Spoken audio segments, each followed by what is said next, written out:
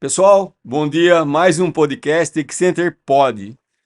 Inscreva-se no canal, curta, comente e compartilhe, tá? Ative o sininho. É, Pessoal, hoje eu posso falar hoje, todos são, né? Mas tudo tem, todo episódio tem algo exclusivo e sensacional. Eu não canso de falar e volto a dizer. Esse podcast eu acho que não vai mais ser para vocês, ele vai ser para mim. Porque quem está aprendendo muito sou eu.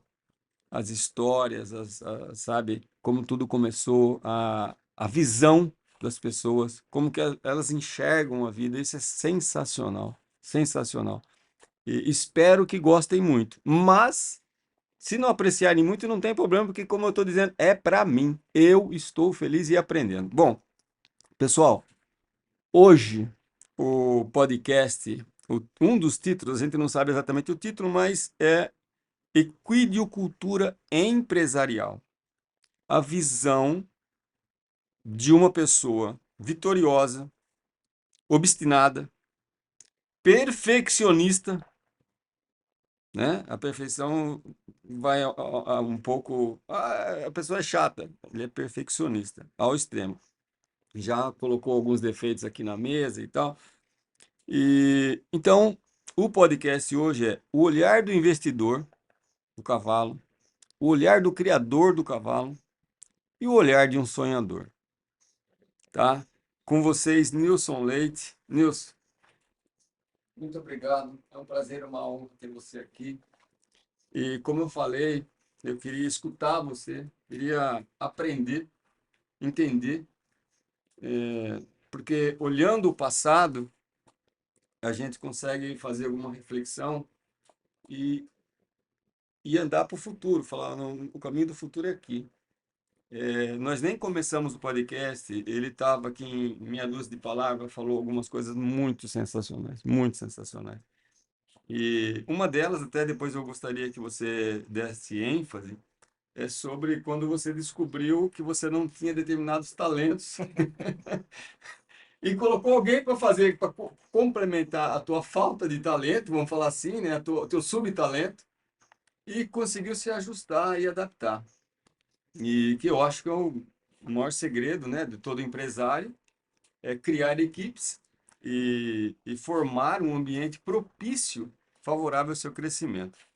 Bom, pessoal, Nilson Leite, ele é muito estudioso e, como eu já falei, exigente ao extremo. Liga pra gente, quando ele liga, a gente fica tudo aqui de cabelo em pé. Ele força bastante a gente, às vezes até acima do possível. Eu vivo brincando, eu falo que tem uma expressão que fala, né, mais realista do que o rei. Por vezes eu vejo uma crítica até construtiva, que eu tento também colocar algumas coisas na cabeça dele, que às vezes a gente chega a ser, ele, né, chega a ser mais perfeccionista e mais realista que o próprio rei, aonde ele quer o cavalo dele perfeito. E ele força a gente, não, eu quero que o meu cavalo calma, não dá para chegar nesse nível de perfeição. Por isso a expressão mais realista que o rei, né, onde, por exemplo, o rei é a figura máxima. Você tem a cozinheira do rei servindo uma sopa para o rei. E o rei fala: a sopa tá boa, mas a cozinheira tira aquela sopa do rei e fala: não, meu rei, eu vou fazer uma sopa ainda melhor para o senhor. E o rei em si já está contente com aquela condição. O rei já às vezes está contente com a roupa que ele tem, com a comida que ele tem, mas quem está servindo de bandeja ao rei quer ainda mais, quer ainda melhor. Ele se aplica a algumas coisas dessas. Bom, Nilson, vamos lá. Vamos falar de agricultura empresarial, quem você é, como é que foi a sua jornada, algumas histórias. Mas eu vou começar do começo. Eu pergunto para todo mundo, o que é cavalo para você? Como que o cavalo entrou na sua vida? Bom dia. Bom dia, Pacola. Primeiro, eu queria agradecer o convite. É, muito me honra estar aqui hoje falando com você, porque de repente você nem saiba, o quanto tem pessoas que te idolatram, que tem você como um profissional de excelência. Eu me lembro muito bem, há uns 30 anos atrás, a primeira vez que eu o vi, porque a gente nem se falava ainda, você nem imaginava que eu existisse, talvez, mas foi num leilão lá no Villa Country, lá em São Paulo, que tinha aqueles leilões do Método, e, salvo engano, você tinha uma égua lá no leilão, acho que Regina, algo assim, uma Regina Método. Regina Método. Salvo engano também, naquele leilão que o Francisco Musa comprou um Shindoctro, salvo engano.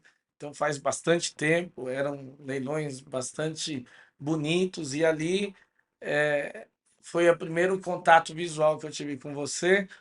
E eu gostaria aqui de aproveitar a oportunidade para externar de verdade o carinho, a consideração e assim, a grande pessoa que você é para mim, porque sempre te olhei como o mestre dos mestres, de verdade. Quando eu escrevo, às vezes, ali no Insta e tal, não é da boca para fora, não é nada disso, de verdade. Eu acho que você cumpre um papel social na equinocultura que talvez você não tenha nem noção da dimensão que ele alcança. Então, eu queria começar te dando os parabéns, agradecendo o convite e dizendo que eu estou muito honrado de estar aqui tendo essa oportunidade de bater esse papo aqui com você. Eu espero que quem estiver assistindo goste aí dos temas que a gente vai entrar, mas eu preciso te fazer essa homenagem e te dizer que não é um pensamento meu. Conheço, inclusive, você sabe que eu trabalho com muitos veterinários, tem muitos veterinários que me atendem, cada um dentro da sua especialidade, e todos eles têm um respeito pelo profissional que você que é algo incrível. É como se fosse, de verdade, o Pelé da veterinária. Então, obrigado mais uma vez pelo convite e entro agora na sua pergunta sobre como que o cavalo entrou na minha vida, né? Então, desde de criança, eu tinha contato nas minhas férias escolares com o sítio do meu avô materno, que eu ia lá na região de Marília, que eu ia passar alguns dias lá. E tem até uma foto no meu Instagram, onde eu estou montado ali num cavalo que me lembro até hoje o nome, o Brioso, e meu avô puxando, meu saudoso avô, o senhor Lourenço, que eu tanto amava ele. Eu não conhecia os meus avós paternos, só conhecia os avós maternos. E desde ali eu tinha aquela fascinação. Acho que todos têm essa fascinação pela figura do cavalo, aquele ser imponente e aquela coisa da gente tá ali em cima dele conduzindo um animal tão grande, tão voluptuoso assim. Eu achava aquilo incrível. Então, começou ali esse meu contato. Com 15 anos de idade, eu vi uma matéria no Diário de São Paulo falando sobre a escolinha na Granja Viana, ali na antiga Hípica Paineira, seu Ciro, a dona Yara. E eu convidei minha irmã mais velha, a Neide, convidei ela a ir comigo. Apesar de ficar um pouco distante, eu nem imaginava que existia hípica dentro de São Paulo. Então, na época, eu fui lá para a Granja Viana e até achei estranho quando eu cheguei, todo mundo com aquelas calças, culote assim, eu até falava assim, ah, eu não vou usar essa calça aí não, tal. Então, foi algo bastante interessante, aquele primeiro contato, foi chocante. Eu falei assim, não, vou usar calça jeans mesmo para montar, porque eu tinha na cabeça que o cavalo era muito mais ligado à figura do cowboy, né? Então, eu comecei ali, comecei a ter aulas lá com o professor Salatiel, depois com o professor Áureo, depois com o professor Pelé, tinha algumas aulas, às vezes, com o saudoso senhor Ciro, que era o dono da propriedade lá, e lá eu comecei, e foram alguns anos de muita felicidade. Os nossos finais de semana ia com toda a família para lá, participava de provinhas e tudo. E alguns anos depois eu descobri a Hípica Paulista, o Marcelo Batista, hoje aí da Agro Maripá, ele gentilmente assinou na época para que eu entrasse na escolinha da Hípica Paulista. Comecei a montar na escolinha da Hípica Paulista com o Ricardo Araújo, que considero até hoje o meu grande mestre. O pouco que eu sei montar, realmente eu devo graças a ele, o Pardal. E lá eu montei por uns 6, 7 anos. Depois minha irmã veio a se tornar sócia lá da Hípica Paulista, a Neide. Então é uma entidade que a gente tem um carinho muito grande até hoje também. E foi assim que começou aí o nosso contato com o cavalo. Veio lá o bichinho, picou a gente e a gente desde então nunca mais saiu desse meio. O vírus do cavalo te picou. Bom, É, daí você comprou terras aqui em Sorocaba e cri- começaram o Aras Rosa Mística. foi. Meu pai, ele tinha se aposentado, ele queria voltar às suas raízes do interior, então a gente começou a procurar um pedaço de terra aí para ele se aposentar. Inicialmente ele estava vendo no Paraná e tudo, e a gente chegou e falou assim: olha, pai, se for tão longe assim, a gente vai visitar o senhor e a mãe aí uma vez por ano, e olha lá. Então, procura alguma coisa mais próximo de São Paulo, que de repente a gente até ajude a formar um aras com o senhor e tudo mais. E na época, em 1995, acho que é essa a data, teve o último campeonato no Aras Monte Cristo, o último CSN que o Zurquiz, inclusive, saltou lá. A Daniela Mercury veio apresentar um show no Monte Cristo Eu também. lembro dessa época. Pois é. E aí a gente, por curiosidade, estávamos lá na Hípica Paineiras, na época, e comentaram dessa prova. Eu não conhecia a região, e a gente veio conhecer. Pegamos ali a Raposo Tavares, viemos conhecer o Aras Monte Cristo e nos apaixonamos.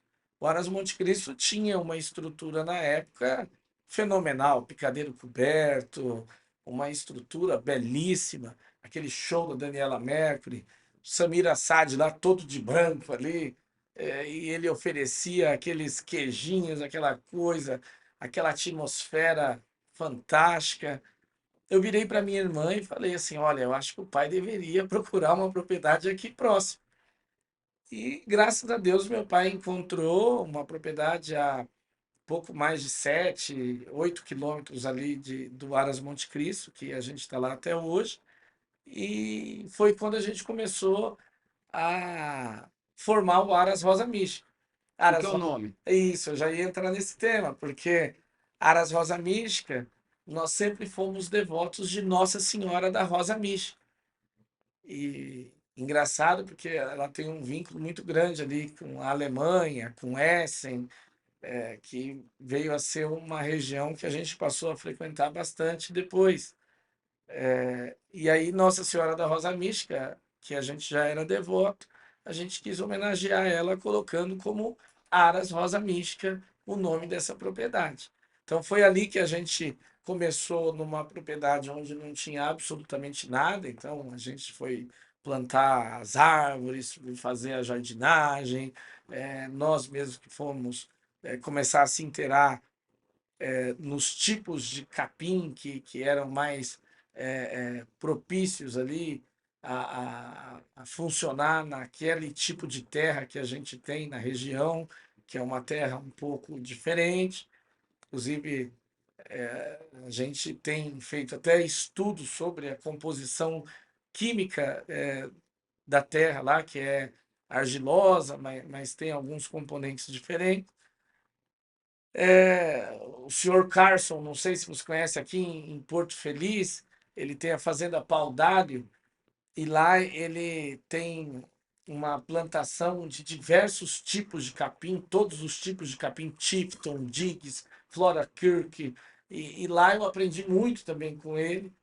E ali a gente foi formando e criando essa grande aventura que é criar cavalo. Ô Nilson, bom, mas é que nós pulamos uma parte. Agora eu queria. Quem é o Nilson Leite? Quantos irmãos você tem?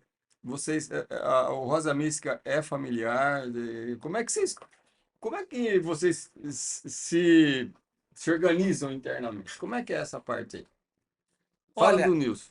é, é, eu sou o filho caçula de mais um irmão e duas irmãs, então temos aí o Edson, a Neide e a Vânia. A Vânia é casada com um cavaleiro, João Paulo Gouveia, filho do saudoso Gilmar Gouveia, que é bastante conhecido no hipismo no Brasil.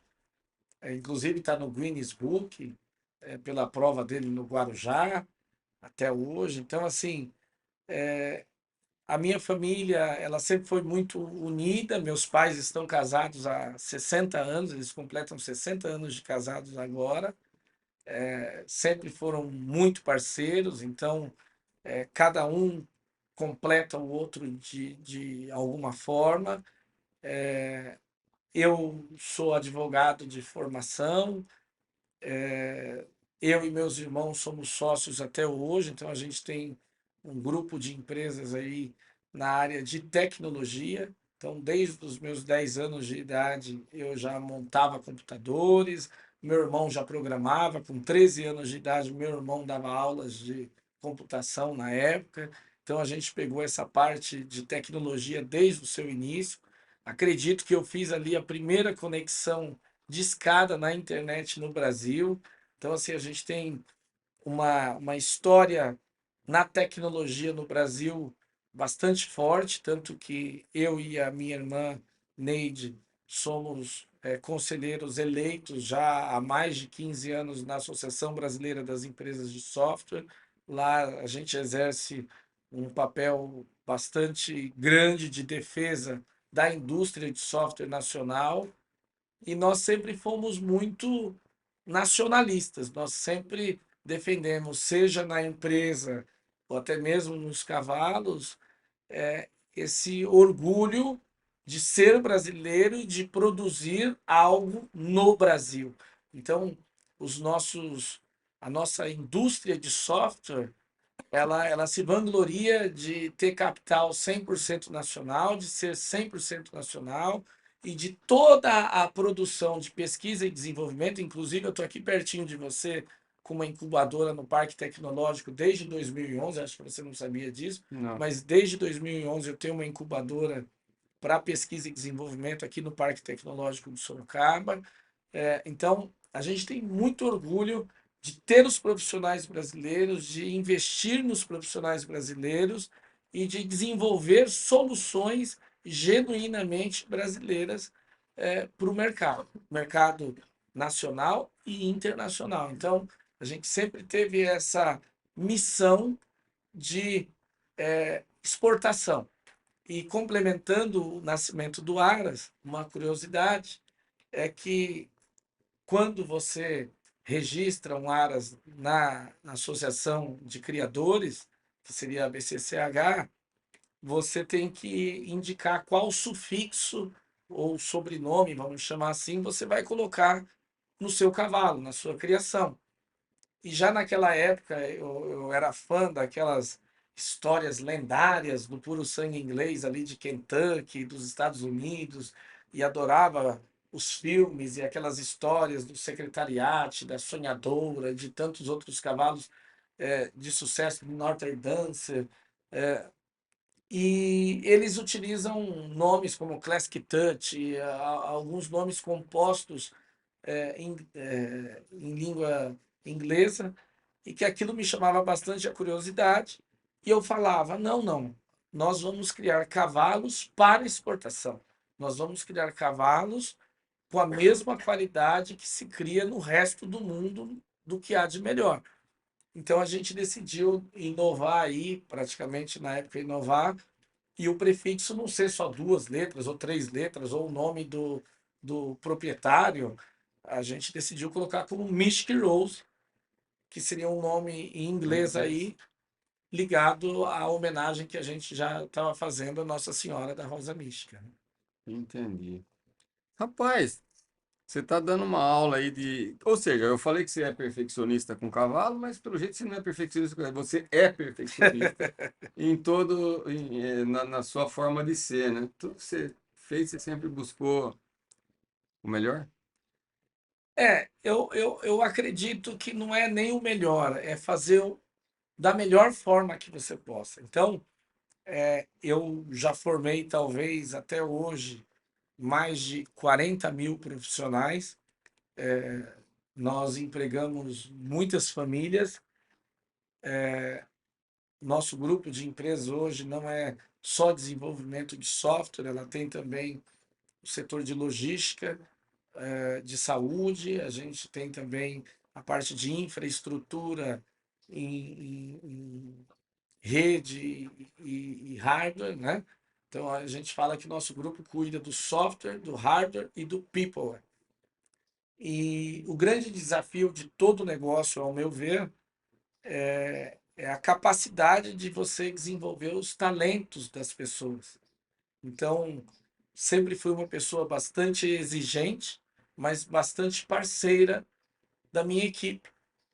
E eu entendo que muitas pessoas às vezes não estão preparadas para o grau de exigência que a gente faz, mas nenhuma das pessoas que já trabalharam comigo, que estiveram comigo, tem dúvidas de que eu tentei desenvolver nela o máximo potencial que ela pudesse entregar.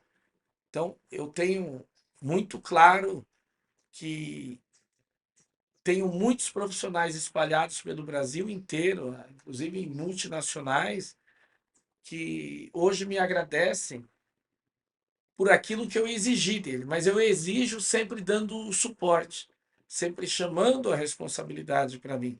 Então, uma vez que aquela equipe se compromete comigo, que ela está comigo, se a gente ganha junto. Se a gente perde junto.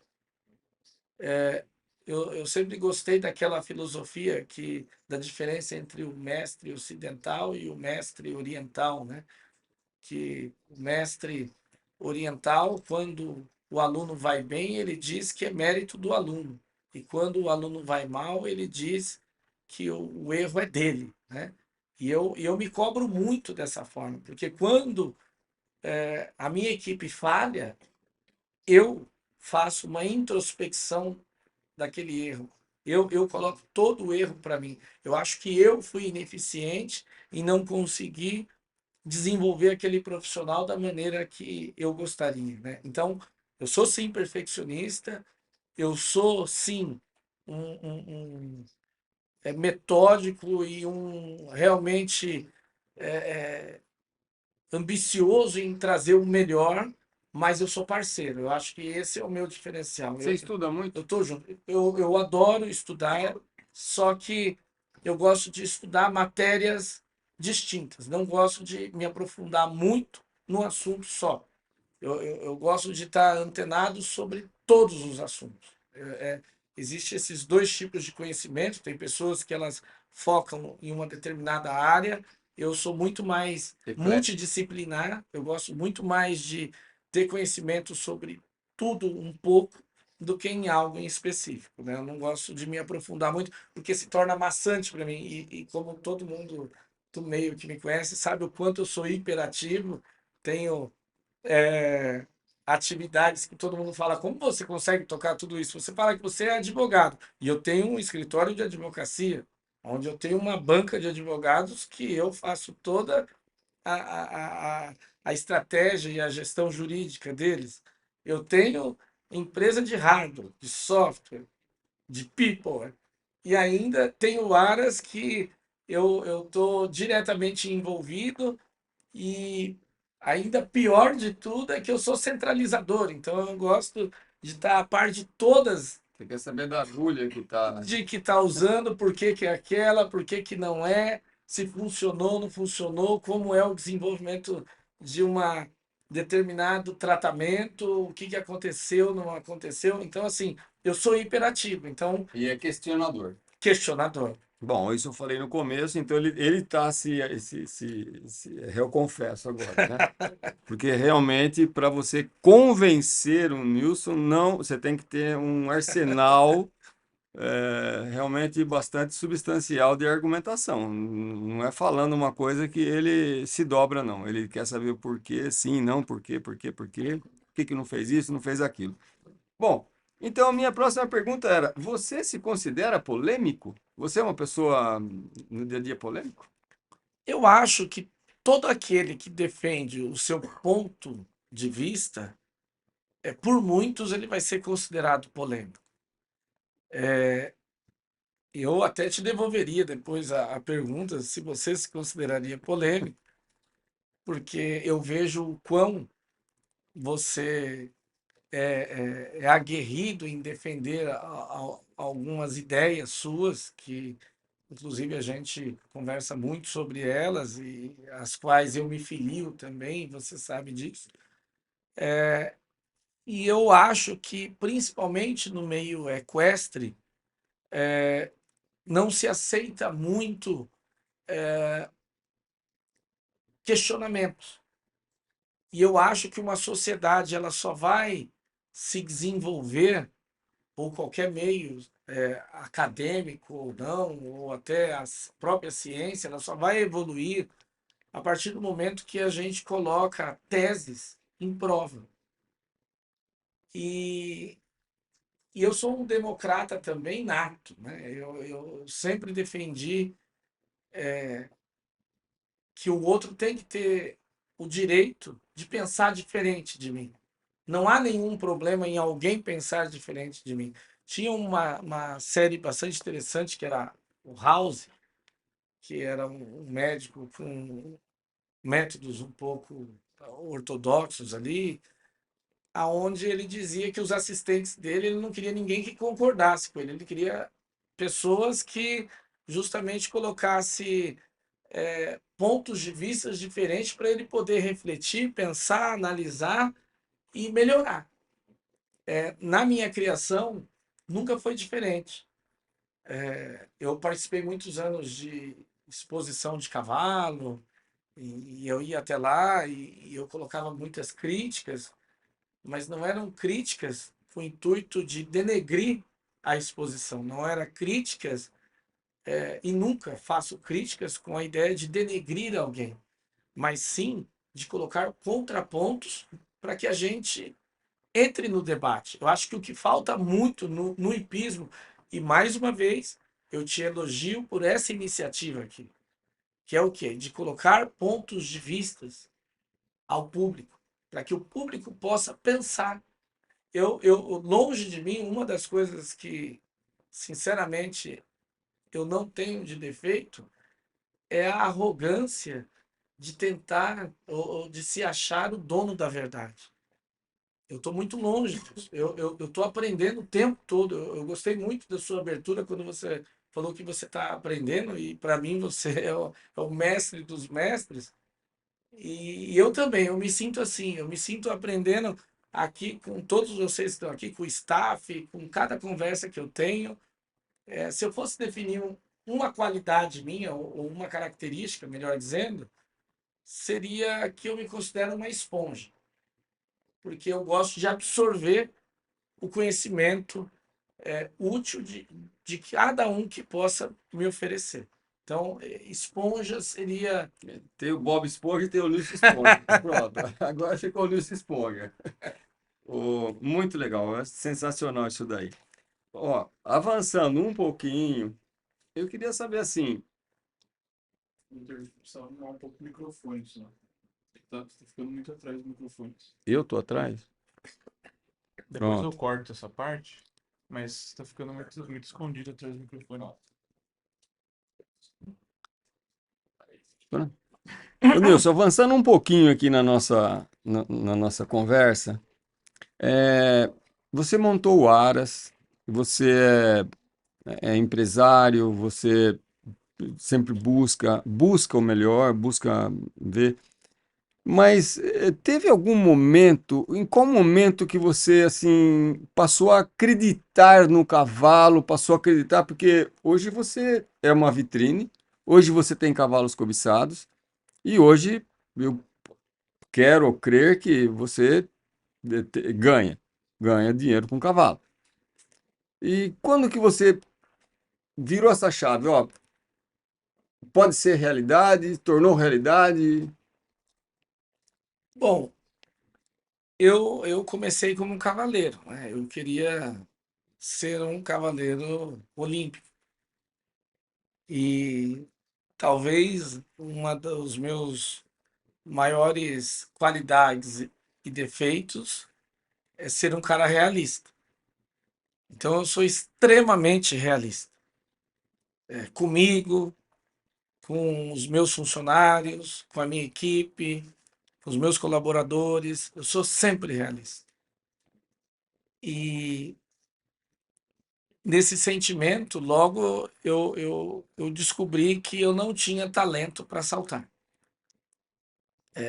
Inclusive hoje eu monto ainda todos os finais de semana eu monto cavalo. Tenho às vezes aulas de adestramento com a Anete. Minha irmã tem aula de adestramento todo final de semana com a Anete. Mas eu adoro montar cavalo, eu amo cavalo. Cavalo é a minha vida. Já tanto eu quanto minha família nos abdicamos de muita coisa pelo e para o cavalo. E o cavalo é muito caro. Assim como um pet. Um pet hoje também é muito caro. O cavalo é muito caro. Então eu pensei, poxa, se a gente quer levar esse negócio do Aras Rosa Mística a sério, ele tem que gerar dinheiro. Ele tem que, no mínimo, se pagar. Eu já venho há algum tempo, ele me gera lucro. Eu vejo muitas pessoas reclamarem que o cavalo ela só gasta dinheiro. Inclusive tem até uma piada que diz que como faz para se tornar um milionário no cavalo? Aí o outro responde, sendo um bilionário, né? Então, porque o cavalo realmente é caro, necessita de recursos. Depois eu acho que a gente pode até falar um pouquinho mais de bem-estar, mas eu tenho um lema que diz que sem recursos, sem bem-estar, não existe bem-estar sem recurso. Então, desde o início eu pensei no cavalo que ele tinha que gerar lucro. Ele tinha que, no mínimo, se pagar, mas o objetivo era gerar lucro. E aí é interessante que o início da minha criação, eu fui estudar um pouco e li sobre a história dos cavalos traquenos, que também é da Alemanha. E tinha um criador, que a gente era parceiro, que eram alemães, e que eles criavam esses cavalos aqui no Brasil. E a história do traqueiro é uma história muito bonita. Eles foram dizimados na guerra, na Prússia, tudo. Tem uma história muito bonita. São cavalos bastante inteligentes, tem bastante sangue, puro sangue inglês, árabe também, e os cavalos regionais. E, poxa, eu tive uns 10, 15 cavalos traquenos. A primeira égua que eu levei para o Mundial em Lanaque, em 2005, ela era traquener, eu comprei ela com 6 meses, foi uma recria minha, não tirei o nome dela, então ela ficou como Kalinka GV, que era grama verde, Mystic Rose.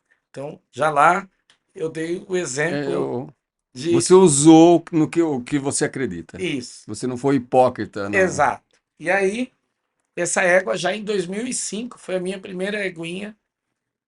Ela era pequena mesmo, por isso que eu falo eguinha. Ela era pequena, todo mundo se surpreendeu por eu ter mandado ela lá para a Bélgica e ter saltado o Mundial de Lanaken, fez 0-0, foi para a final. Mandei o André Luiz Martins dos Santos na época, que nunca tinha saído do Brasil, E ele foi para lá, ficou um mês, saltou, foi bastante exitoso. Infelizmente, eu fiquei com trauma, porque eu não pude assistir.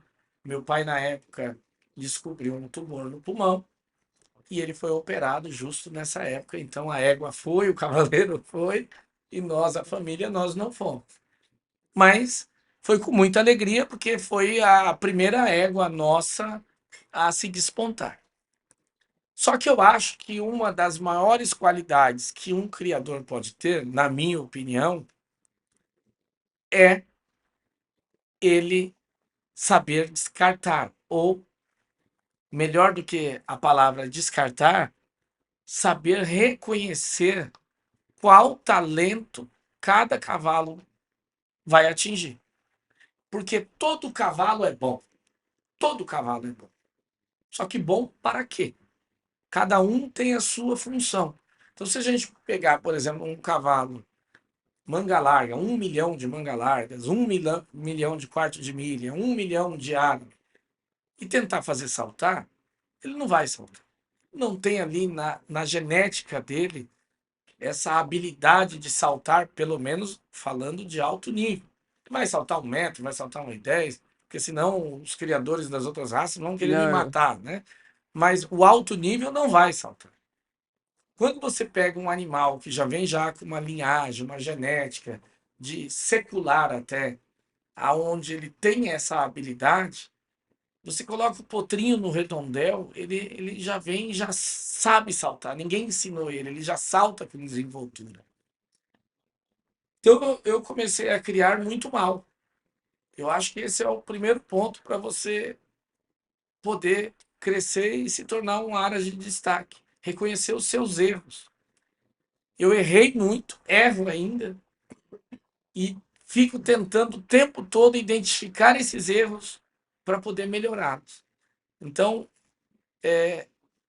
para poder transformar a minha criação em uma criação lucrativa, eu tive que aprender com os erros. Eu acho que essa foi a maior lição que eu tive, e faço aqui um elogio ao Festival Nacional dos Criadores de Cavalos de Hipismo deste ano, porque neste ano eles fizeram congressos de difusão de conhecimento, que sempre foi uma luta minha lá dentro. Então, eu vi isso como algo inovador, revolucionário, e que vai fazer a tão já bem-sucedida criação nacional evoluir muito mais. Porque a troca de conhecimentos é que enriquece, é que impulsiona a gente a produzir cada vez melhor. troca de conhecimento. Você falou uma palavra-chave, troca de conhecimento, né? Você acha que assim, a gente trabalha, quando você usa, eu queria falar mais, você usa duas condições aí. Você fala de rendimento e de alto rendimento, né? Todo cavalo que você busca, cavalo não, atividade, né? Quando você busca o melhor, o salto é complicado, né? Então, eu acho que, como você falou, todo cavalo, eu falo que toda panela tem sua tampa, né? Todo cavalo tem um rendimento. Agora, para você dar aquele saltinho a mais é bem complicado e você tem que estar antenado em todos os aspectos, né? Conversando no podcast anterior aqui com o seu Mauro Zaboroli, criador de quarto de milha de corrida, ele usou o termo no massagem. No massagem, ele colocou esse termo, no massagem. Ele falou, agora, aqui na meu horas aqui a gente tem no massagem. Que ele fala, olha, eu foco nutrição, eu foco em manejo, que é complicadíssimo, eu foco em sanitarismo, que é complicadíssimo, e eu foco em genética. Ele falou, por incrível que pareça, palavras dele, né? Por incrível que pareça, genética é o tópico mais fácil, porque genética a gente estuda. E genética você tem que ter o bolso. Então, você com o bolso preparado e sabendo o que você quer comprar, você compra. Agora, a tua propriedade formar, você está ligado em nutrição, ligado em manejo, né? Porque o cavalo é fruto disso daí. Você tem um cavalo com uma potencialidade enorme e esse cavalo dilui, se perde ao longo do tempo por erros banais, pequenos aqui. Então, a pergunta, tudo isso eu fiz uma introdução, mas a pergunta que eu faço, o cavalo, ele recebe um impacto direto eh, da, da sociedade. O cavalo, ele está na mão de pessoas de alto poder aquisitivo e às vezes geniosas. Você acha que o orgulho, às vezes a vaidade é muito alta no segmento e isso acaba estorvando também a fluidez que as coisas aconteçam com mais naturalidade, entidades que às vezes estão entravadas, não vai por falta de profissionalismo e muita vaidade. Como é que você vê essa parte? Eu acho que é muito boa pergunta, Pacola, e ela é muito interessante.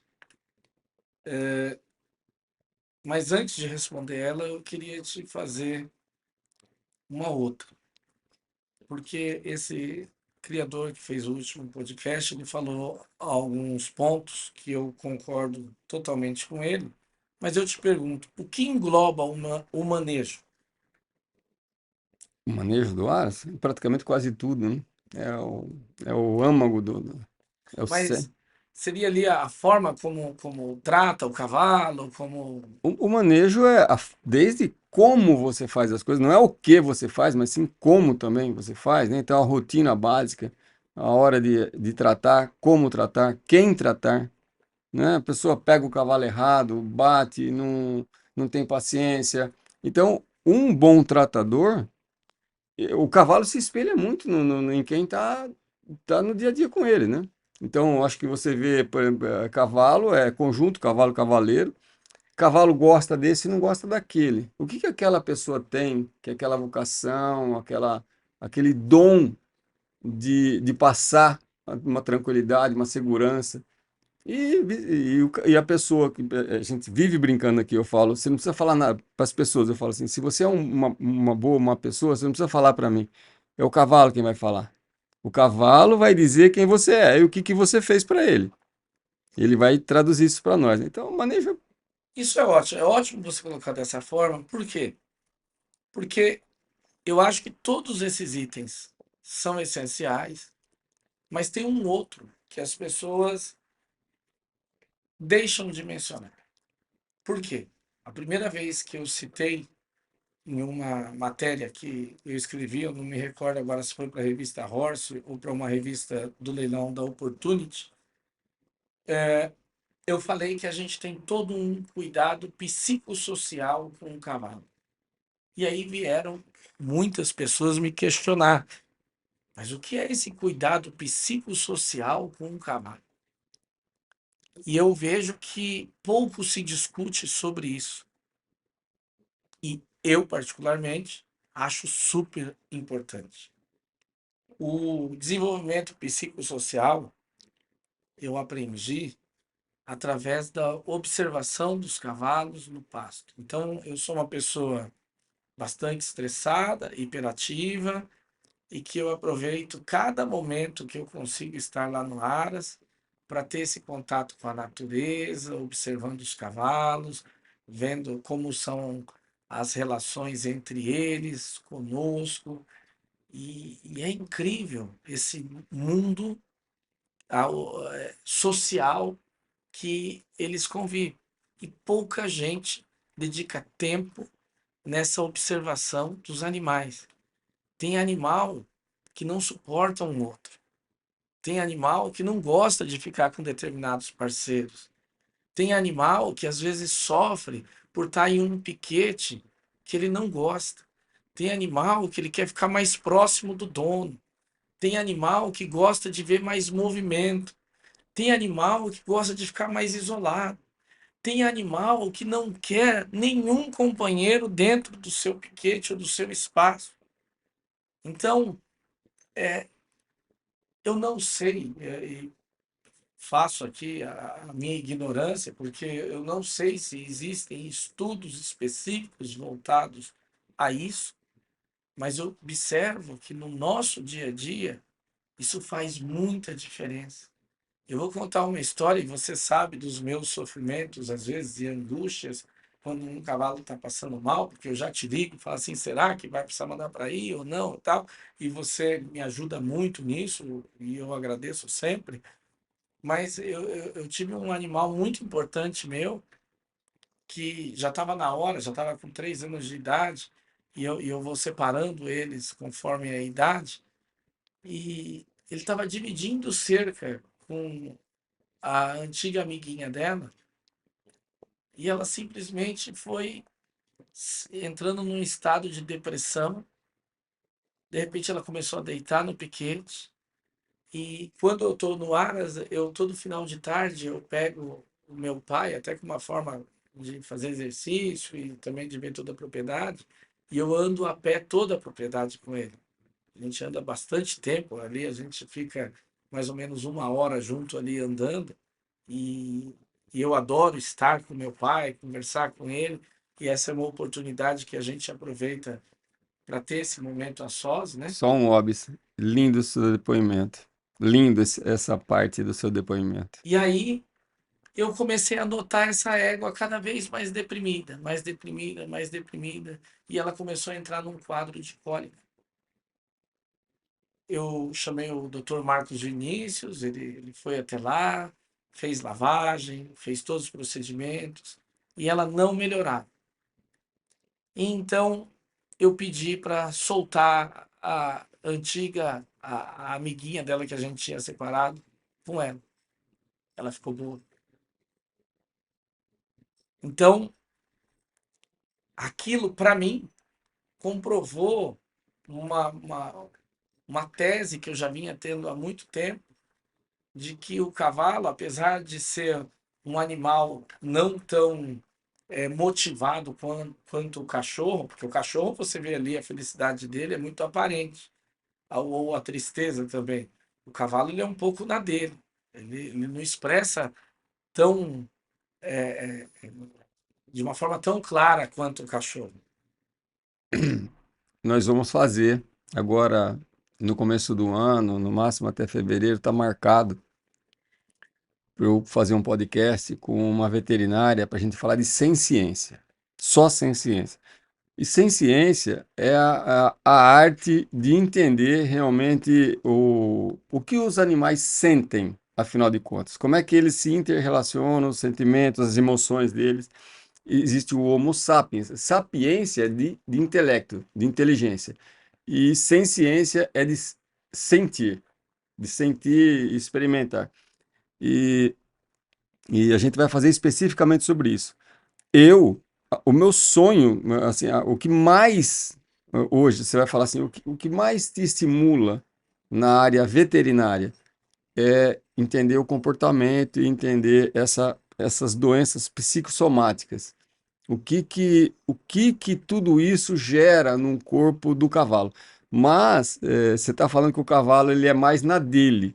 Na realidade, a gente hoje eu entendo que o cachorro ele tem alguns sentimentos, alguns tipos de emoções e o cavalo tem também de forma diferente. Diferente. Aqui no hospital, eu te garanto que eu já vi muitos pacientes que eu falo, o que está faltando é, é ele ter a percepção de que a gente está querendo ajudá-lo, de que está faltando ele ter. Isso existe uma coisa chamada pirâmide, existe um estudo chamado pirâmide de Maslow. E na pirâmide de Maslow existem 5 etapas, e a etapa basal são quesitos básicos de vida. Nenhum ser humano vai. O último ponto da pirâmide é realização pessoal e autoestima. E o primeiro ponto é saneamento básico, comida, banheiro. O segundo, de baixo para cima, é pertencionismo, amor. Então, se o animal não tem condições basais de vida, ele nunca vai se tornar um indivíduo que vai ter. Então, o que você está fazendo é trabalhando no nível 3 e no nível 4 para começar a entender o teu cavalo até que ponto que ele pode se tornar um campeão. Você está fazendo esse trabalho, eu não sei se cientificamente, mas você está fazendo isso. Todo o meu É trabalho ele empírico. nunca teve essa pretensão, porque eu acho que seria Aham. pretensiosidade minha, que não sou profissional veterinário, nem zootecnista, nem nada. Então, temos lá veterinários residentes, você conhece a Isa, é residente lá, temos estagiários que trabalham lá, então, Eu só não super. conheço o Marco Vinícius, porque ele tem outro apelido. É, fubá, né? Mas, sem essa pretensão, mas eu estou ali responsável pela análise empírica do que funciona, do que não funciona, dessa análise comportamental que hoje eu não. Que bom que tem essa especialista, mas ela deve ser uma raridade. Não sei se você pode me falar isso. Foi difícil encontrar o perfil, são raros realmente. E isso que você está falando, né, chega ao ponto do cavalo ter um bom desempenho em treinamento no aras e quando ele sai, cai o rendimento. Daí as pessoas cobram. O que você falou que você faz como empresário de cobrar o máximo da potencialidade, mas ao mesmo tempo ser parceiro e Exato, entender como tudo aconteceu, você está fazendo com os cavalos. é isso. E é aí que aparece um cavalo realmente campeão, né? Você está acompanhando ele. Às vezes o cavalo tem fobia de transporte, Sim, tem fobia no caminhão. tem, Então você fala assim, por que que ele tem fobia com pessoas? Você acabou de falar, tem tem. cavalos que é mais tímidos, tem outros que são mais exibidos. Isso fica nítido. Quem não, só quem nunca viu o cavalo. Tem cavalo que gosta de se exibir. Exato. Gosta, você chega, ele está se Ele mostrando. quer atenção. Ele quer atenção. E tem outros que não. Pô, eu faço tudo certinho, mas eu não quero esse holofote para mim, né? Você volta o olhar pro cavalo e ele some. Você sabe que eu era, né, inspetor, e a gente percebia coisas assim fantásticas. Quando você é inspetor, e eu ia inspecionar BH e outras raças, então eu tinha que fazer a resenha. Resenha. Você tem que ir lá, ver um potrinho que nasceu, fazer a resenha. Daí quando você ia principalmente na cara dele, você tem que fazer a testa e as estrelas. Você tem que olhar o remoinho que tem no pescoço, na testa. Quando você vai olhar para a cara do potrinho, o potrinho vai desviando. Então vamos supor, eu estava em três ou quatro, ou eu, você, o Rafa, tem três, quatro pessoas ali, naquele momento. E eu vou fazer a inspeção, o potrinho fica de frente para ele, de frente para você, e eu quero buscar o centro do potrinho, não consigo. Sabe o que ele está fazendo? Desviando. Por quê? Porque eu estou sendo muito incisivo com ele. Eu estou olhando muito incisivamente para ele e o potrinho não gosta. Ele fala assim, pô. Então ele vira, ele desfoca. Ele vai te olhar e não fica me olhando. Então a gente percebia isso daí.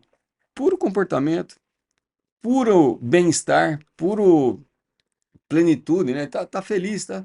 Pô, tem um cara aqui que fica me fitando. É, Ele tá me medindo é, demais. é. Ele tá me medindo demais. Então são coisas fantásticas que acontecia assim no. Mas voltando aí agora à sua pergunta de fato, que foi quanto à vaidade do meio. Já há algum tempo, pelo menos aí uns 8 anos, eu venho desenvolvendo um trabalho junto com o Marcelo da revista Horse, o qual mando um grande abraço para ele, um grande apoiador. Prometeu vindo aqui. Ah, ele vai vir. É um grande apoiador e um cara que não mede esforço para estar levando a notícia do cavalo, seja ele qual for, para toda a comunidade, que é o Somos Todos Equestres. Então, a gente tem talvez a quarta maior tropa equina do mundo. Se o número não mudou, deve ser esse. E Eu aí, questiono que deveria ser a terceira. Não eu, tem por eu, que eu, não ser a acre- eu terceira. acredito que seja, eu particularmente acredito que seja a terceira. É, mas no hipismo ela é muito pequena. No hipismo deve ser a 50ª, sei lá, não importa. Mas a indústria do cavalo movimenta muito dinheiro no Brasil, traz muitos empregos no Brasil. A indústria do cavalo é importantíssima para o Brasil, mas a vaidade de alguns não permite essa integração que deveria haver entre todas essas distintas raças. Você aqui, que é um hospital veterinário que atende a todas as raças, bem sabe que as doenças são as mesmas. Chegam aqui cavalos, seja árabe, a cólica ela é igual do árabe, do puro sangue inglês, do BH, do quarto de milha, só que a integração entre essas raças ela é praticamente inexistente. Ou caótica, para falar. Exato. Então, assim, falta essa integração, essa difusão de conhecimento, essa troca de experiências, talvez algumas coisas que a gente falou ou vai falar durante esse podcast, vai ser novidade para algumas pessoas. Então, você, quando decide fazer um trabalho como esse, você está colaborando com que isso mude. E eu acho que o caminho ainda é longo, a gente está muito longe do ideal, mas estamos no caminho. A gente precisa acabar com a vaidade. O mercado é grande, nós temos um potencial gigante, enorme. Eu produzo uma quantidade muito pequena, então hoje eu tenho um nome muito forte no exterior, em toda a América, agora na Europa também. Só que eu não tenho produto para atender eles. Então a gente tem que se unir. O mercado é grande e a gente pode sim se unir e atender e procurar se tornar um dos maiores exportadores de cavalos do mundo. Então eu acho que o caminho é esse: é menos vaidade e mais parceria, mais união, mais troca de informações, mais encontros, entende? Mais difusão do conhecimento. Eu acho que isso é imprescindível. Bom, eu falei já para você da Fundação Pro Cavalo. Vamos colocar isso para tocar. Eu acho que vai ser um trabalho fantástico. Sem dúvida alguma, é um trabalho que a gente precisa e que vai ser um trabalho que, quando você realmente começar ele, tocar ele, fazer ele funcionar, não vai ter mais volta. Ô Nilson, ó, vou fazer uma pergunta agora contra. Eu vou jogar contra o meu patrimônio. Você sendo perfeccionista, questionador, tudo, vira e mexe você coloca os veterinários contra a parede, né? Coloca, o veterinário fica assim. Então, como que você vê os veterinários? E a pergunta, objetivamente, você acha que o veterinário por vezes estorva? Como é que você vê o... Eu tenho grande admiração por veterinários. Eu assisto a alguns programas de veterinários fantásticos. Inclusive, eu não sei se você conhece aquele do Dr. Paul, que é um veterinário fantástico lá de Michigan. É claro que Ele ele. assiste esses programas lá americanos, ele cobra a gente aqui. Mas é um veterinário, por exemplo, que ele não utiliza os melhores protocolos. Ele não utiliza os melhores protocolos de atendimento, mas ele utiliza os protocolos Que que dão resultado. não necessariamente, nem sempre o resultado é positivo, mas o que ele tem acesso e o que ele pode oferecer para aquele público. O que eu vejo, às vezes, do veterinário, e é uma crítica que eu faço a ele, é que ele muitas vezes se esquece que, além do animal, você tem o proprietário. Então, ele tem que não somente pensar no animal, mas ele tem que analisar quais procedimentos seriam mais adequados para aquele animal de acordo com o proprietário que ele tem. Porque todo atendimento, você bem sabe, ele necessita de recursos. Então, eu acho que o veterinário ele tem uma responsabilidade social de, em cada atendimento dele, avaliar também o quanto aquele proprietário vai poder dar esse suporte para ele fazer Ele quaisquer tipos de satisfez as procedimento. necessidades do proprietário, Por quê?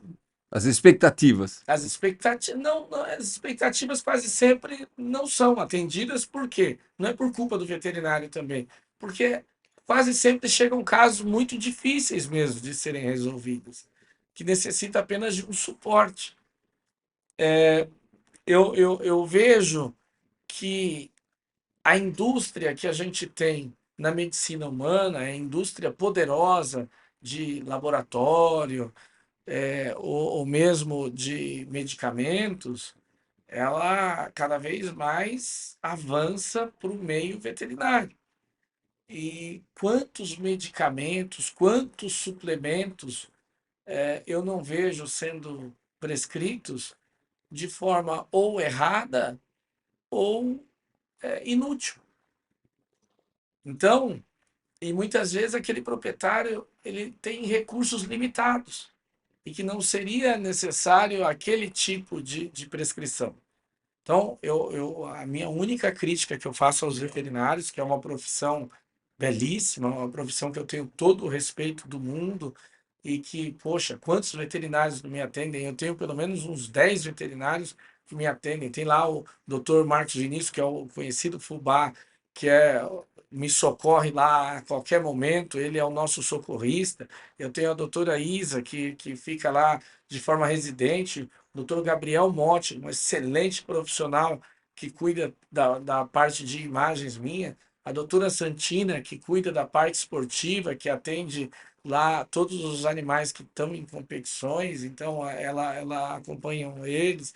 Tem o fisioterapeuta, tem o investimento em, em muitos aparelhos de fisioterapia. Então, assim, o veterinário é essencial. O veterinário, ele realmente ele nos ajuda. E eu tenho toda a admiração pelo profissional veterinário. Mas eu me reservo a fazer algumas críticas, de modo a de que ele tem que, sempre no atendimento dele, pensar, obviamente, no que é melhor para o cavalo, mas Contextualizar a realidade. contextualizar e saber o quanto aquele proprietário tem de recursos ou consegue investir em recursos para aqueles tipos de procedimento. Porque você bem sabe e deve concordar comigo que às vezes para atingir o mesmo caminho, o mesmo resultado, você tem vários caminhos. Então cabe ao veterinário escolher qual caminho melhor escolher para aquele proprietário. Então é essa a minha crítica, às vezes. Então, O tratamento do SUS, tratamento particular, assim, a grosso macro, modo, a gente tem isso. macro, pensando. Sorocaba, por exemplo, aqui o meu elogio ao prefeito Manga lá de Sorocaba, que construiu lá a primeira clínica veterinária pública. Então, para atender, por exemplo, aquelas pessoas que têm pets e que não têm, de repente, condições de arcar com esse pet numa clínica particular. Então, assim, isso já é de grande valia.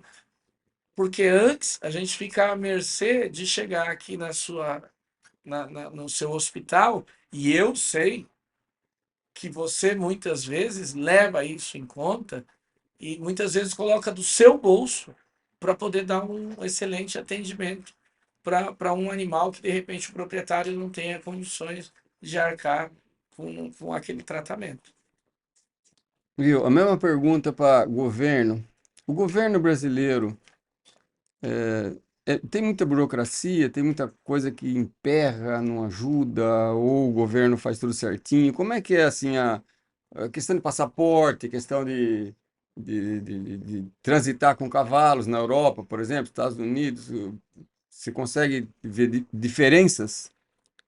Eu consigo ver que o governo brasileiro é até bonzinho, porque o governo europeu, sim, ele dificulta bastante e é bastante protecionista. Então, quando você me perguntou se eu era polêmico, eu acho que esse é um grande exemplo de mostrar o quanto eu sou polêmico, porque uma vez tinham alguns juízes europeus no Brasil e eu fui incisivo em algumas perguntas que eles não souberam ou não puderam me responder sobre o grande protecionismo europeu frente ao mercado dele.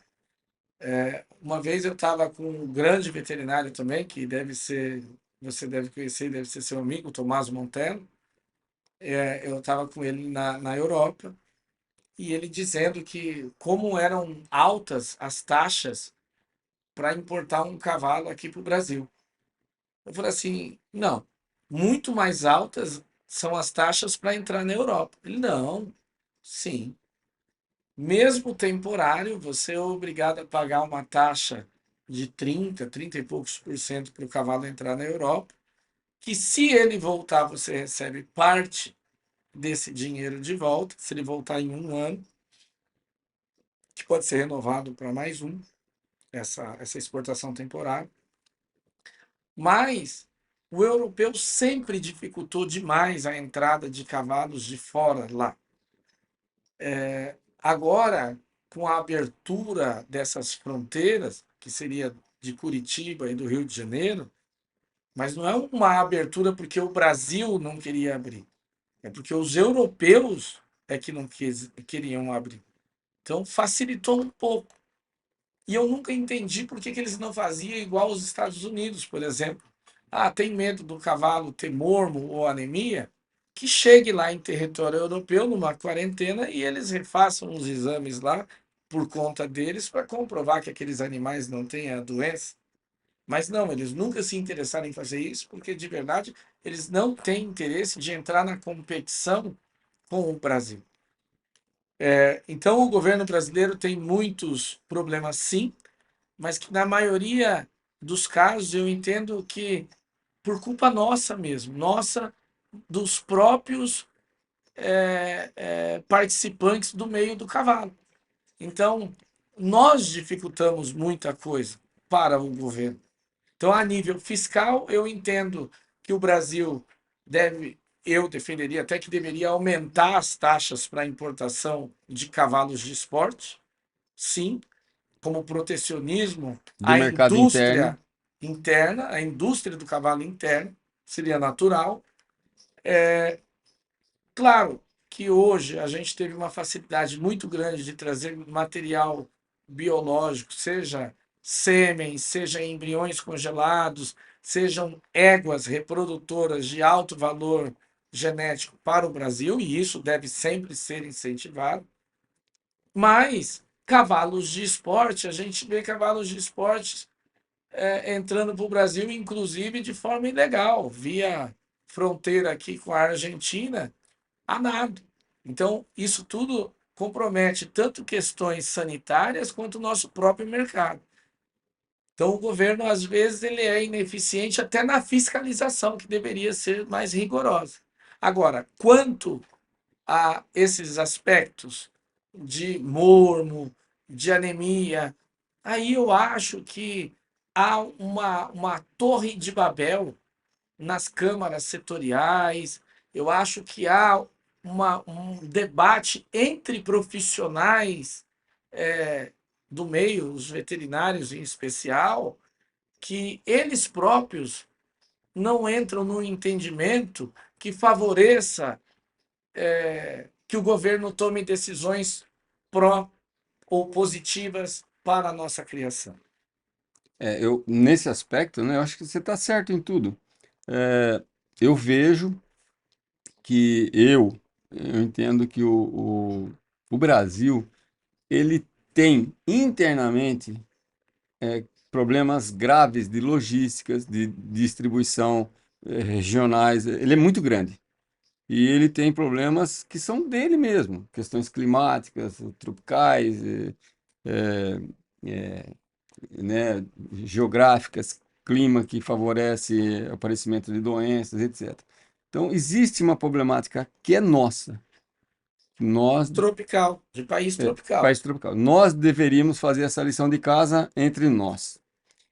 Agora, tudo que está lá fora, o Brasil tem a síndrome de cachorrinho vira-lata, e ainda Tem, tem. tem. Então, obviamente que para você levar um animal para fora, eles colocam 500 imposições.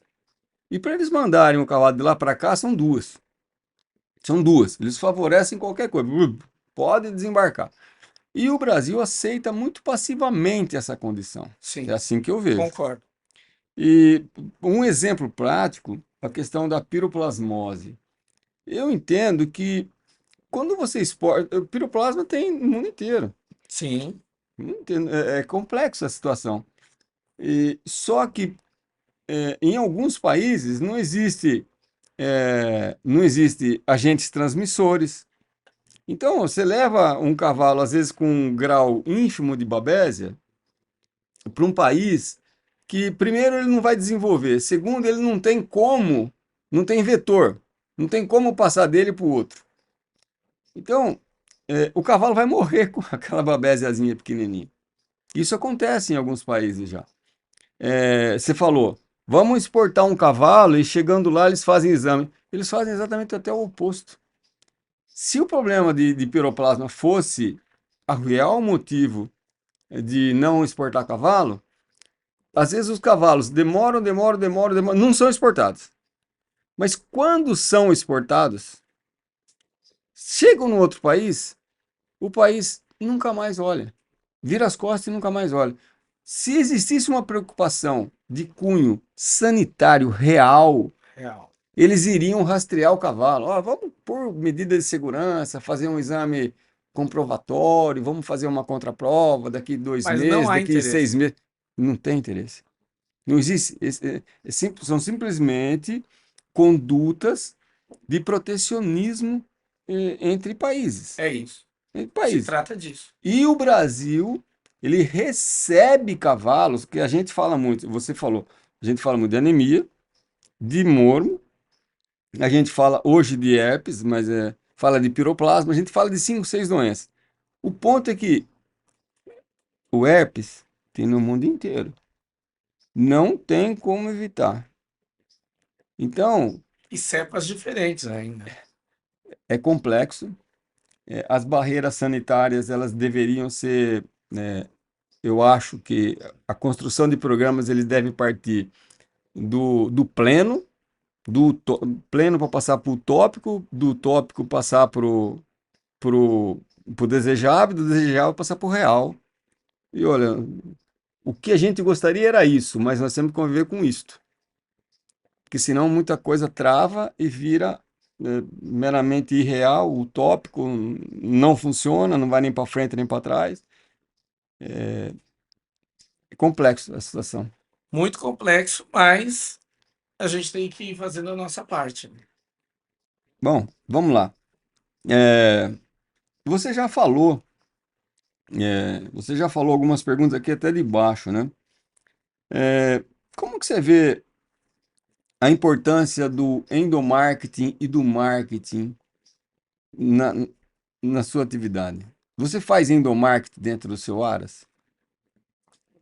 Olha, esse é um tema que eu me sinto bastante orgulhoso de talvez, não sei se eu estou sendo aqui pretensioso, mas de talvez ter inovado no nosso meio, em específico o hipismo, porque eu não conheço tanto as outras modalidades, porque o nosso meio, o hipismo, era muito carente. Então, nós não tínhamos, por exemplo, nem resultados online. Fui eu quem criei, não sei se você sabia disso, mas o resultado online das provas de hipismo eu criei há uns 15 anos atrás, através do Classic Horse Show, que foi um projeto que o Renato Junqueira ele tocou e ele me convidou a fazer parte, e eu que desenvolvi isso para ele. Aí depois a gente fez a informatização lá da Federação Paulista de Hipismo, através do Plínio Soares, que era presidente à época da federação. Então foi um trabalho bastante grande que a gente desenvolveu lá.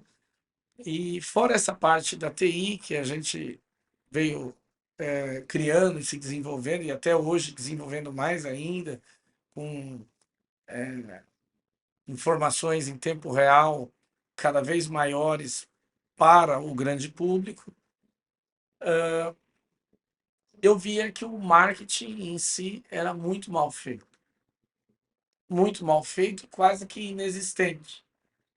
E eu sempre me perguntei como pode um animal da grandiosidade de um cavalo, da imponência de um cavalo, da paixão que um cavalo traz em qualquer ser humano. Eu nunca vi uma pessoa olhar para um cavalo e falar assim: Ah, não gosto. Todo mundo fica encantado com o cavalo. O encanto que o cavalo traz é mágico. E ele é tão pouco explorado. Então, fora a Marlboro, que tinha aquela ideia que ele trazia da liberdade, do cowboy ali da liberdade, e aquilo vendeu muito cigarro por aí, eu vi pouquíssimas empresas explorando isso. Os aras, então, nem se fala, quase nada, zero. E eu comecei, então, a trabalhar imagens, a trabalhar informações, a trabalhar a quebra de conceitos negativos errados que surgiam no meio.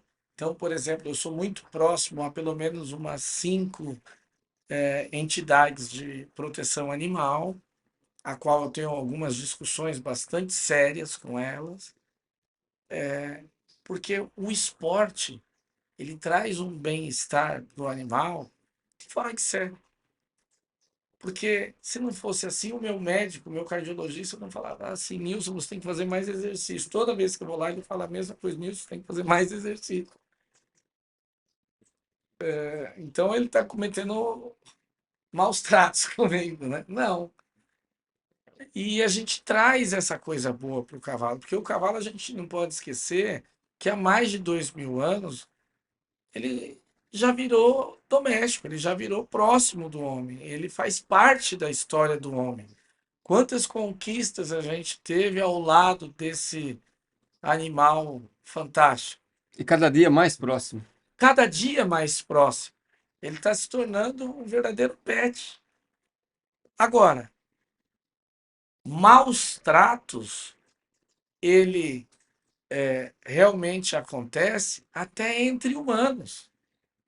Não fosse assim, a gente não tinha as páginas policiais aí com notícias diárias ou até horárias. Cada hora a gente tem ali notícias horrorosas dos maus tratos entre humanos. Então, sempre vai existir maus tratos entre espécies.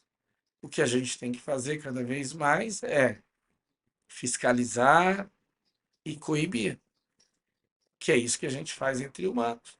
E a gente tem evoluído bastante na parte da relação entre homem e cavalo. Entre homem e cachorro acontece também, mas aquilo que nos diz respeito, a gente está fazendo sim. Só que se você for sopesar um contra o outro, o bem que a gente faz para um cavalo, ele é muito maior. E por que eu estou contando isso neste momento desta pergunta do marketing?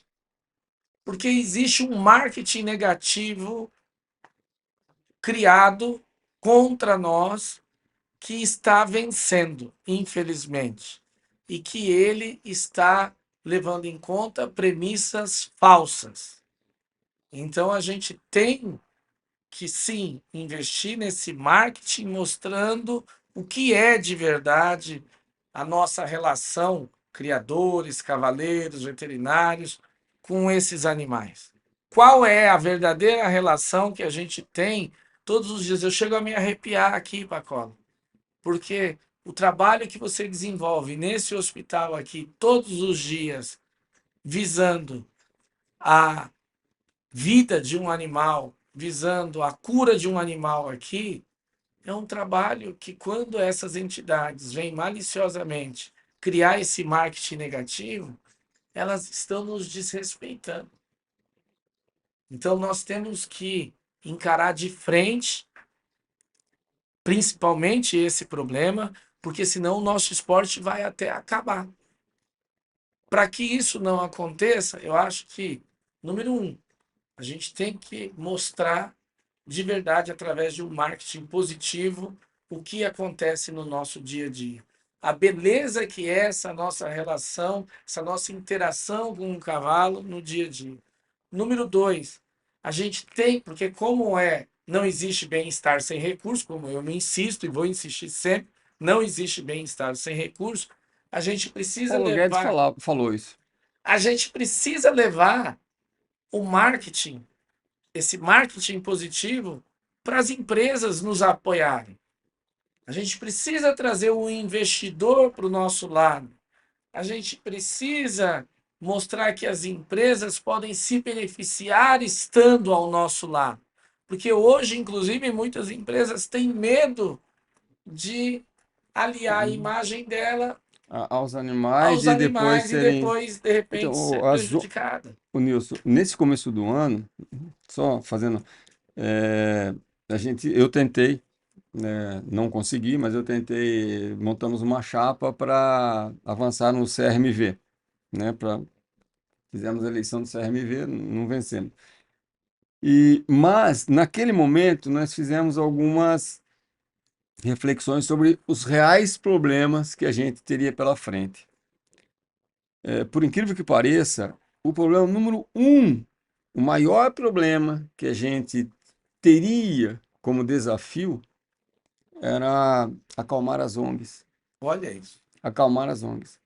As ONGs, a gente não pode falar se a intenção delas, mas elas exageram. Então, o exagero e o abuso faz com que o que eles gostariam que eventualmente fosse positivo se torne negativo. Então, eles são muito agressivos na forma de se apresentar para a sociedade. O que eu quero falar? Eles exacerbam pequenos probleminhas. Às vezes não é nem maus tratos, às vezes foi um acidente. Não, mas existem maus tratos. E eles têm que ser coibidos. E a gente está coibindo. Agora, o que eu acho que falta, porque como acalmar essas ONGs? Então, minha proposta, eu já levei isso para alguns dirigentes, seja do Brasil ou mesmo da América, que eu tenho alguma proximidade. A proposta é o seguinte: vamos pegar então um percentual que seja 1% das premiações dos esportes equestres e vamos direcionar para essas ONGs para que elas possam sim Fundos. fomentar e até ir ajudar mais ainda animais que realmente estão sofrendo e sofrem maus tratos reais, porque tem aos montes. Tem na minha vila, tem no meu bairro, tem na cidade pequena, tem um monte de lugar animal sofrendo maus tratos. Eles devem ser protegidos. Eles devem ter realmente alguém que olhe por eles. Ninguém é contra isso. Agora, o que a gente tem que fazer, as ONGs e qualquer cidadão, e até mesmo as empresas, para que a gente consiga trabalhar um marketing positivo para o nosso esporte, é que o esporte mais faz bem para os animais do que faz mal. Então, eu acho que esse é o desafio que tem que ser encarado. Porque senão, não adianta a gente criar estratégias de marketing fenomenais, aonde quando você for apresentar para a empresa virar e falar assim, não, mas eu vou me aliar a você, daqui a pouco vão estar me atacando de que eu tô, a minha empresa aqui está ligada a maus tratos animais. O que é uma premissa falsa. Não é verdade isso. Não sei se a gente deve, qualquer coisa a gente até tira, mas tudo está atrelado à cultura woke, né? Sim, Tudo está atrelado à cultura woke, que atualmente está muito em moda, mas já está tendendo, sim, sim. tá tendendo a diminuir. Enfim, ó, vamos. Eu coloquei também algumas perguntas aqui. Como é que você é uma pessoa, ô Nilson, te vendo, você aflora muita razão. Você deixa a razão falar. Você estuda, você deixa a razão. Só que ao mesmo tempo você também é emoção. Como que isso é dentro de você? Como é que você controla a razão e emoção, o cavalo? Eu acho que um dos segredos de criar cavalo é viver nesse equilíbrio, né? Razão e emoção. Quando que você tira o pé de um cavalo e quando você acelera, você fala, não, este vai ser bom. Eu, como é que você vê essa? Eu acho que a minha paixão pelos cavalos, ela é só emoção. Então, eu amo todos os cavalos. Eu acho que todos os cavalos são importantes para mim. E todos os que eu criei, então, até porque eu não tenho nem filhos e nem sobrinhos, então, para mim, são verdadeiros filhos para mim. Todos os cavalos que nasceram na minha casa, eu olho para eles como verdadeiros filhos. E o que eu tento fazer de negócios, de business, é criar uma conexão ideal, é criar um verdadeiro match, é achar a pessoa certa ou o cliente certo para aquele cavalo. Então, para cada filho meu, eu quero arrumar um casamento que seja bom para ele. Eu olho com o máximo de razão possível para cada um dos meus indivíduos, dos meus filhinhos ali, e tento identificar neles no que é que você vai ser bom. Então, pode ser uma prova de 1 metro, para 1,10 m, para 1,20 m, para 1,30 m ou para alta performance. Uma vez que, de uma forma absolutamente racional, eu faça essa classificação, eu parto para encontrar o casamento perfeito para esse Uhum. animal. Eu não sei se de repente eu estou cometendo algum tipo de erro em falar isso, mas até onde a gente acompanha, porque eu tenho um pós-venda muito forte, eu acompanho todos os cavalos vendidos por mim ou não, mas que seja da nossa criação, eu sinto um grau de felicidade em cada um dos proprietários dos Mystic Roses muito alto. Ele consegue ter liquidez, se ele for querer vender esse animal, ele tem orgulho de ter esse animal, ele tem benefícios fornecidos por nós por ser proprietário de um animal que leva o nosso nome. Então, independente dele ter comprado de nós ou não, por exemplo, você comprou de uma terceira pessoa um cavalo da nossa marca. Você vai participar de um campeonato brasileiro, seja de escola, seja de júnior, seja de cavalos novos, ou seja de alta performance. Nós reembolsamos a inscrição que você gastou para fazer essa prova, independente de resultado, basta a sua participação, porque para nós é uma forma de dizer para você de que, olha, muito obrigado por ter nos escolhido, muito obrigado por ter um produto da nossa marca. Se for um campeonato estadual, também da mesma forma a gente faz isso. A gente manda materiais promocionais, a gente manda manta, a gente quer que você tenha orgulho de ter um animal nosso. Então, mas ao mesmo tempo que você está fazendo tudo isso, você confia no seu cavalo. Porque eu tentei fazer o casamento certo. Então, por exemplo, eu vou citar um grande amigo que ontem me mandou um vídeo emocionado, que é o Aidar Hussein. Ele comprou uma potra minha num leilão no Festival do BH e ela tinha só 2 anos. E ele perguntou para mim assim, Nilson, eu queria saber de você, esse animal vai servir para mim? E eu virei para ele e falei, ela vai ser sua companheira para o resto da sua vida, acredito eu. E ele comprou. E todo mundo diz que ele talvez até desperdice o potencial da égua, porque é uma égua fenomenal, ela tem 1,75 m, lindíssima, muita potência, tudo. E ele salta 1 metro com essa égua como amador B. E ele simplesmente ontem sagrou-se campeão do ranking anual lá do Paraná. Feliz da vida. E eu disse para ele, brincando, Aidar, eu estou aqui com uma pessoa que acabou de ver o seu vídeo e ele tem interesse em comprar esse animal. Quanto você quer para vender ele? Sei que é um campeão, tudo, mas quanto você quer para vender? Ele virou e falou assim: você venderia o seu irmão ou a sua mãe ou tal? Eu falei assim: não. Então como é que você quer que eu venda ela? Então isso para mim é um motivo de satisfação e de orgulho tão grande quanto a Miss Blue ter saltado as Olimpíadas. porque os dois me traz muito Uhum. prazer.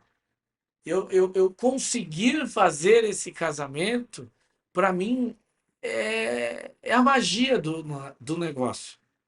Não tem nada mais lindo do que você fazer um cliente feliz. Então, eu costumo falar para os meus clientes, que eu não considero clientes, considero amigos ou se tornam amigos, o seguinte: eu prefiro não fazer um negócio se não for para te deixar feliz. Então, um negócio bom para mim, independente de valor, é se o meu cliente vai ficar feliz com aquele animal. Vou dar um último exemplo para não me estender muito, porque eu tenho muitos exemplos, muitas histórias e histórias lindíssimas. Eu fiz o primeiro filho da hoje quinta melhor égua do mundo, a Primavera Montana. Então, quando ela ainda era novinha, acho que ela tinha 3 ou 4 anos, eu fiz o primeiro embrião dela. E nasceu uma potra lindíssima, que se chama Premier Mystery Rose. Então, a primeira filha da Primavera é minha. Quase comprei a Primavera, isso merece uma outra história, porque quase que eu comprei ela, mas ela é minha. Ela fez a primeira apresentação com 4 anos e ela sempre foi muito pronta. Meu cunhado quem montou. Então eu disse para ele: não, não, olha, não tem o que fazer nos 4 anos, manda ela aqui de volta para o Aras. E ela ficou no Aras lá, pastando e brincando e sem fazer nada. Com 5 anos, ela voltou. Então ela fez uma prova com 4 anos. Com 5 anos, ela voltou para o trabalho, para o esporte. E ela saltou mais uma prova. E então 3 pessoas se uniram: Vitor Alves Teixeira, o Kiki Tonon e o Levei Polônio, e chegaram em mim e quiseram comprar ela. Os meus preços, no geral, são públicos, eu nunca escondi, e inclusive posso depois tecer algumas palavrinhas sobre mercado, que existe um câncer chamado especulação, que faz muito mal para o nosso mercado, ao meu ver, porque eu acompanho esse mercado há 30 anos e nunca vi ninguém se dar bem com especulação, e também o que afugenta investidores de qualquer negócio, não só do nosso negócio, mas de qualquer negócio.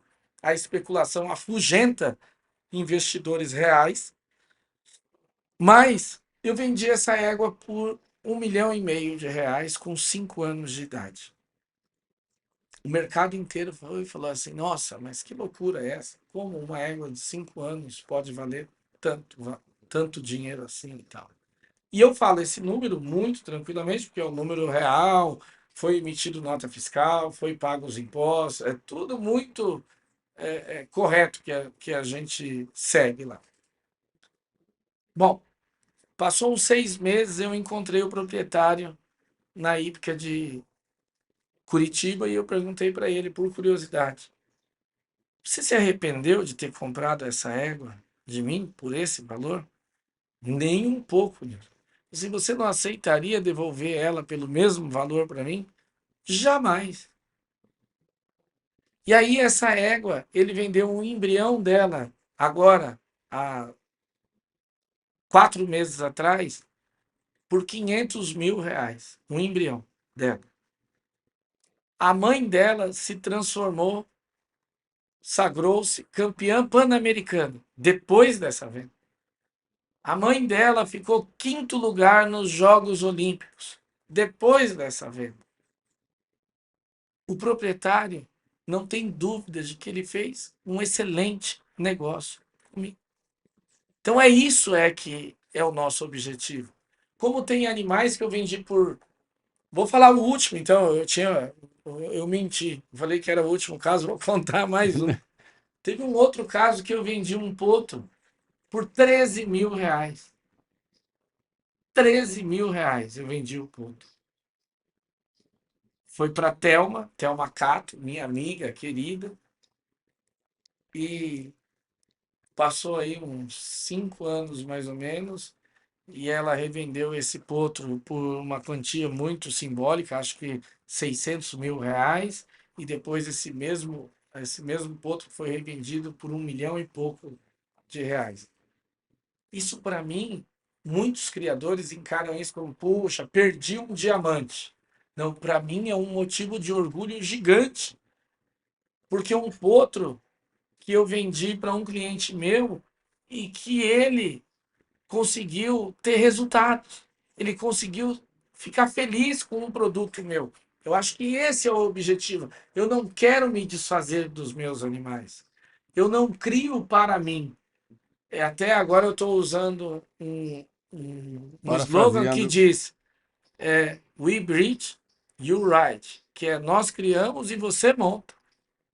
Então nós criamos para o mercado. Agora, é muito importante a gente não querer enganar ninguém. A gente tem que vender o produto para um casamento certo. E aí sim entra a minha razão. A minha razão é: não, esse cavalo serve para você. Não, não, esse cavalo não vai servir para você. E eu falo mesmo, quem me conhece sabe que eu prefiro não vender se eu não acreditar que aquele cavalo sirva para você. viu? Vamos pegar o embalo. Você falou da especulação, da problemática da especulação no mercado. Isso ao meu ver, antes eu respeitava quem pensava diferente. Hoje eu já não respeito mais, porque já faz tanto tempo e eu vejo que isso não funciona. Então a gente tem aras da época lá que eu te vi pela primeira vez lá no Vila Country. Quantos aras deixaram de criar? Quantos aras pararam com o negócio? Se o negócio fosse bom, eles não teriam parado, penso eu. Ninguém, ninguém liquida plantel ou ninguém sai do mercado se ele está tendo lucro. Você concorda comigo? Concordo. Então, todos esses aras antigos que deixaram de criar, que deixaram de continuar, se não foi porque acabou a família, se não foi porque por motivos de força maior, eu entendo que é porque não deu certo. Eles perderam a mão, né? Perde a autonomia. O criador, ele leva o cavalo até os 4 anos, no pasto, com manejo, o custo é diferente. Depois dos 4 anos, o custo começa a ficar muito mais alto por conta que envolve as inscrições em provas, envolve frete, envolve cuidados veterinários distintos, envolve suplementos distintos, Planejamento. planejamento, ele vira um atleta. E aí o criador ele não aguenta a manter as duas coisas operacional, a parte de produzir o potro e levar até os 4 anos, e mais ainda essa de levar dos 4 até os 8, 10 anos. Tudo. Ele passa a ser criador e proprietário. E, na maioria das vezes, a gente tem um fenômeno que acontece, que é que os cavaleiros se aproximam desse criador que já está bastante apavorado com o cavalo dele de 4 anos e oferece uma parceria. Então, o que a gente vê muito por aí são parcerias entre cavaleiro e criador. E que, com todo respeito, eu acho esse o maior erro que acontece no nosso mercado. Porque a parceria deve ser entre o cavaleiro e o investidor. O investidor e o cavaleiro. O cavaleiro ele tem que se preocupar em arrumar um investidor para ele. Um investidor que vai colocar um dinheiro para comprar este cavalo do criador e levar ele até os altos níveis.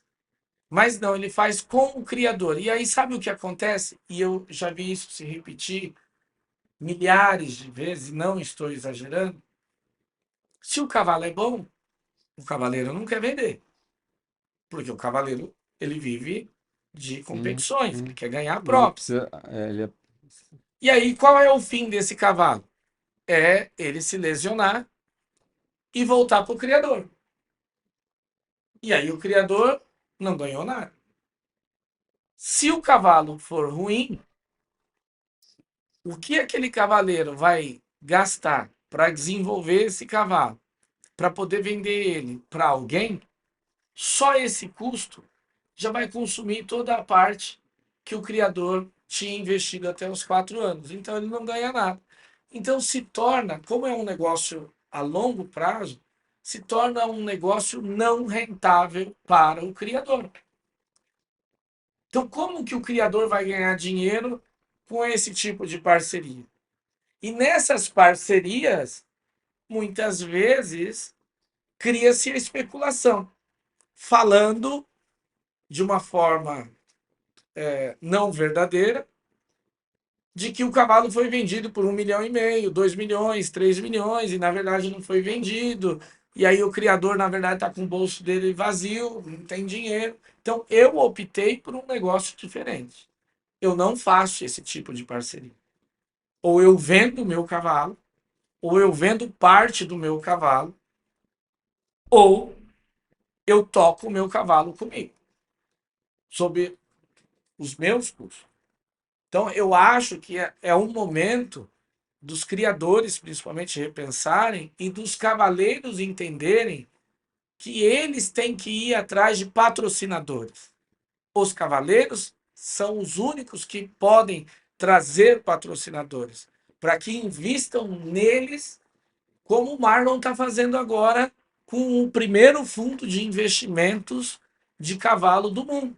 Então, o Marlon criou recentemente um fundo de investimentos de cavalo que está na bolsa lá, que está via BTG Pactual, que a pessoa pode aportar um dinheiro ali, aonde está previsto nesse fundo a compra de cavalos e a manutenção desses cavalos com seguro e tudo tal, prometendo um retorno financeiro para o investidor. Aí sim me parece que faz sentido. E aí sim o Marlon está seguindo um caminho que eu entendo que é correto. Agora, até então, o que a gente vem fazendo é exigindo do criador que ele seja uma fonte de financiamento para que esse cavalo leve, para que esse cavaleiro leve esse cavalo até mais longe. Eu entendo, com todo respeito a quem pensa diferente, que é um modelo fadado ao fracasso. Não, eu também estou, como veterinário, já vi inúmeras situações dessas, né? E, e o ônus, o risco cai todo sobre o criador, né? Na maior parte das vezes, o criador, além de tudo, o risco é dele, né? É, realmente, o que você está falando aí sobre a ótica de especulação, né? Eu ia perguntar para você taxa de desfrute equestre. Você nunca, na realidade, esse termo é meu.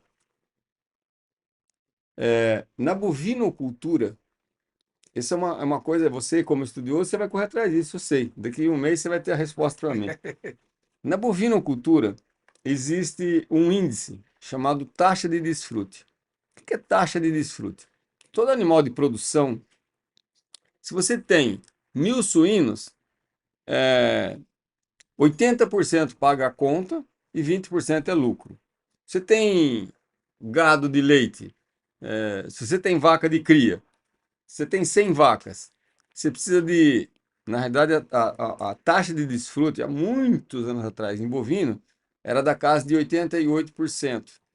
Ou seja, se você tem 100 vacas, 88 vacas são necessárias para pagar tudo.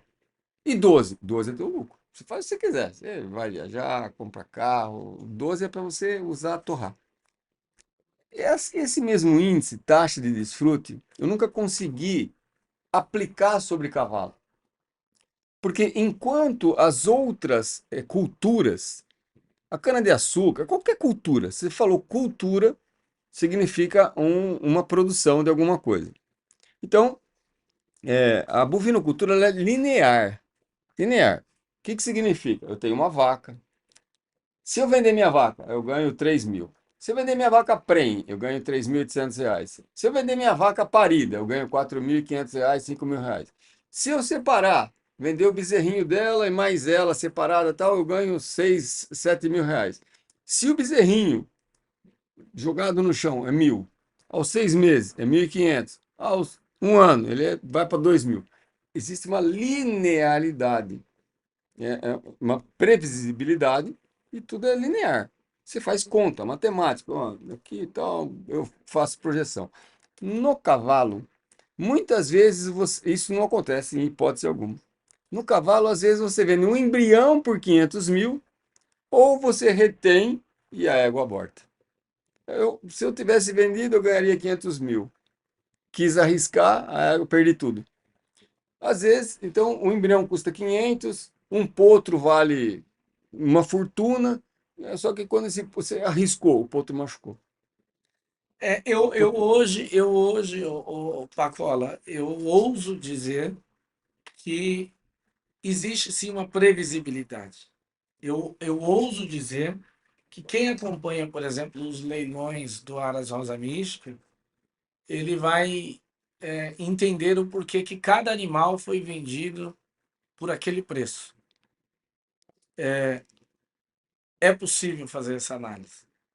O problema é a especulação, que não pode ter. Que daí a especulação gera, Distorce essa. distorce esse estudo. Então, hoje o que a gente tem é um mercado esquizofrênico. Com certeza um mercado esquizofrênico, e eu culpo a especulação. Mas eu vou falar da minha propriedade, eu vou falar do meu negócio. A minha propriedade e o meu negócio é o seguinte: cada animal ele tem um preço já previsível de venda dele. Essa égua que foi vendida por 1,5 milhão, quando eu vendi, eu já expliquei para ele como é que ele poderia ganhar dinheiro com ela. E quanto ele ia ganhar. E quando seria a taxa, quando ele teria o retorno sobre o investimento dele. Você tem já um parâmetro que o mercado usa para valorizar o seu cavalo. De acordo com se o mercado está valorizando mais tamanho do cavalo ou não, se ele valoriza qual pedigree ou não, qual pedigree dá maior liquidez ou não. Eu, por exemplo, usei Zirocco Blue quando ele tinha 4 anos de idade, é o pai da Magnoli. Quem trouxe para o Brasil, não sei se você sabia, o Chaco Blue, que é considerado o garanhão aí de todos os tempos, praticamente. Chaco Blue, quem trouxe para o Brasil fui eu. Eu implorava para as pessoas usarem Chaco Blue no Brasil. Quem trouxe o Diarado. Quem trouxe o Balu. Por quê? Porque eu tinha essa parceria com o Paul Chocamy, que hoje eu não tenho mais, mas que eu trazia esses sêmens alemães, que o Brasil não conhecia muito. O Brasil ele era muito mais voltado ao cela holandesa através do VDL e ao cela francesa. Então, eu trouxe essa inovação. Hoje a gente tem a CWB, que trouxe os cavalos Zangerscheid, representa eles aqui no Brasil, e alguns outros garanhões, e a gente tem a Entreveiro, que também traz garanhões de outras centrais lá. E eu me juntei, por exemplo, ao Enzelbar, que é o Dan, aonde eu trago alguns garanhões novos dele também. Então, quando eu faço a minha produção anual, eu tenho alguns que são garanhões novos, alguns que são garanhões que vai me trazer maior liquidez, e já ali eu estimo mais ou menos quanto cada um, se nascer tudo bem, tal, vai valer. Potencial, O o valor potencial deles. de valor. E aí, por exemplo, o que eu acho que é um erro, o que o mercado está fazendo, é essa esquizofrenia, porque daí ou ele está enganando um potencial investidor, e aí esse investidor vai se dar muito mal por ter pago muito mal num cavalo, ou ele está mentindo naquele valor que também vai fazer com que o mercado perca uma referência. Para resumir e você entender melhor, eu vou falar o seguinte: imagina você um bairro pequeno, onde se construa duas casas vizinhas. Essas duas casas têm 4 suítes cada e foram construídas iguais. Uma casa estão vendendo por 5 milhões de reais e a outra casa estão vendendo por 500 mil reais. Documentação ok, tudo ok e tal, a referência é a mesma. Só que uma casa o proprietário pede 5 milhões e a outra casa pede 500 mil. Qual a segurança você tem de investir nesse bairro? Qual a segurança você tem de entrar nesse mercado? Porque a sua casa que você for construir ali, ela vai valer 500 ou 5 milhões? Então, assim, essa especulação, no meu modo de ver, ela está prejudicando o mercado. O que eu posso te dizer é que o Aras Rosa Mística, até hoje, nunca defendeu nenhum cavalo em leilão, nunca voltou com nenhum cavalo de leilão para casa, sempre vendeu todos e sempre acreditou que o mercado vai pagar ali o quanto ele acha que vale.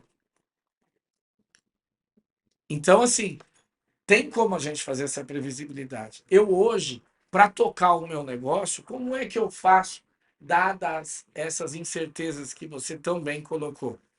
Eu tenho um faturamento mínimo anual. Então, o que eu faço é, por exemplo, tenho que faturar 2 milhões por ano. Não importa se esses 2 milhões vão ser oriundos de 15 potros que eu vendi, ou se eu fiz uma venda já de 2 milhões e aí já atingi esse faturamento mínimo. Mas eu tenho que faturar esses 2 milhões por ano. O excedente é o meu lucro do ano. Então, o que eu produzi, excedente, que pagou todos os meus custos, que zerou tudo aquilo, é o meu lucro.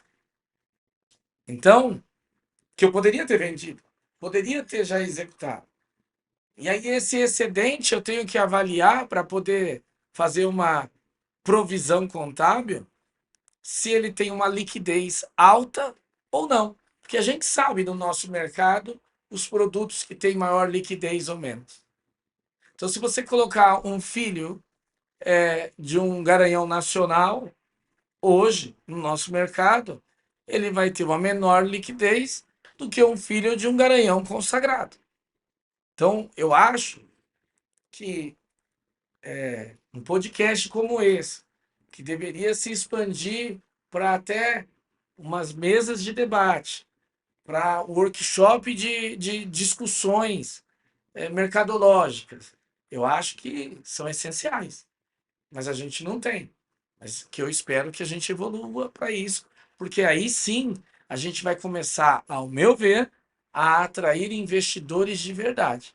Você pode ter certeza, um investidor que colocar R$ 1 comigo hoje, ele não vai perder dinheiro.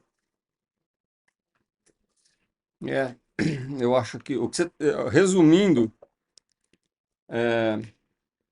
profissionalizar, né, todo o segmento e seriedade, né? Compromisso, seriedade, É transparência, isso.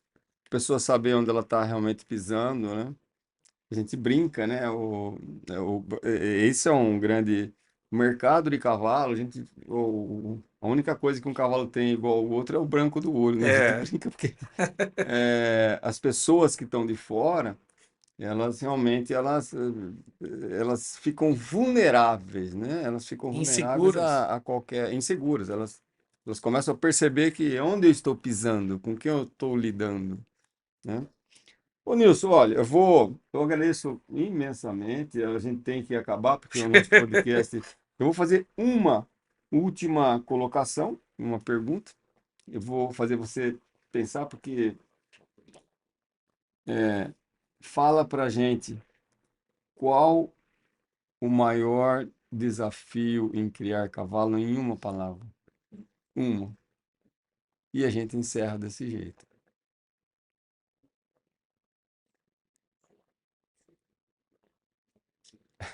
Apertei o homem. Investimento, Investimento é a palavra. eu acho. Nilson Leite. Muito obrigado. Obrigado. Obrigadão mesmo. Gente, até a próxima. Ouçam, vejam e revejam. Olha o que esse cara falou ao longo desse podcast, hein? Pra gente pensar realmente. Obrigado. É isso aí.